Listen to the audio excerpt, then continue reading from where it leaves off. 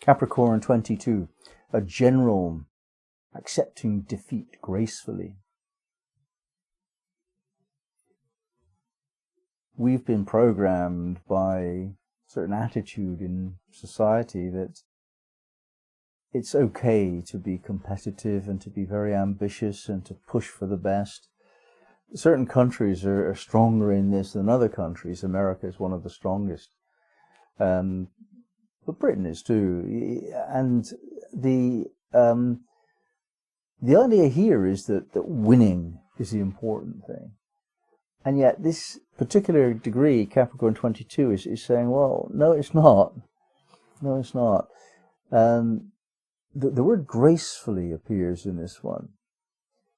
The general's purpose in life is to win wars, win battles. A very extreme version of this principle, and yet some of them cannot be won. And we are aware that sometimes you lose a battle, but you win the war. And in life, we have a long track to walk. Our path is long and complex and circuitous. Some of the things we do don't work. We lose that battle, but we must move on.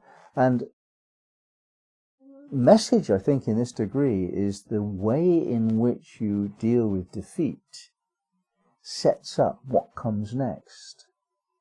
And the way to deal with defeat is gracefully, with grace. Make it beautiful, make it a matter of honor.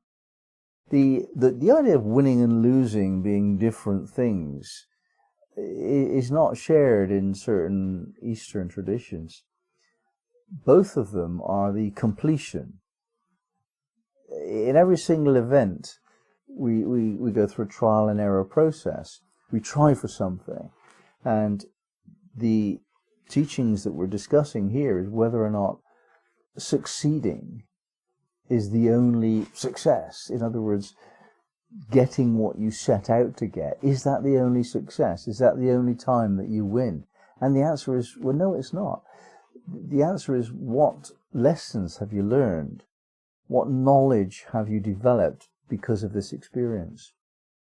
So, within the context of this wisdom, somebody who continually sets targets which are easily met and succeeds every time, wins a simple race again and again and again and again, learning nothing, that's a waste of time. Someone else who tries for something and fails, tries again and fails, tries again and succeeds. They've learned to change how they are. They've learned extra skills. They've learned through their experiences what the techniques are, what the reality is here. And they've changed their attitudes of behavior, attitudes of perception, in order to make themselves able to pass this examination. And it's taught in this degree that the second is the better example for us. I remember I was working once with a man whose normal arrogance was projected onto the pride he felt that his son was becoming successful. And I, being a bit mischievous, trying to point out his arrogance to him, which is a bit arrogant of me. He said, oh, my son, he goes for interviews for this job and that job and the other job, and he always gets selected for the job. I said, oh, is he not very ambitious then? He said, what do you mean? I said, well, surely you should try for the beyond the best so that sometimes you get rejected. Just to know that you're actually going for the highest. You're aiming high enough. He's not aiming high enough, is he? He's aiming for things that he can always guarantee to succeed in. He was quite upset by that. But that's the wisdom in this degree, isn't it? If you keep on succeeding in life, then you're just not trying for something higher. Really, that's the message here. So what is the essence of a situation like this? And we're saying, well, gracefulness. And there's a feeling associated with grace.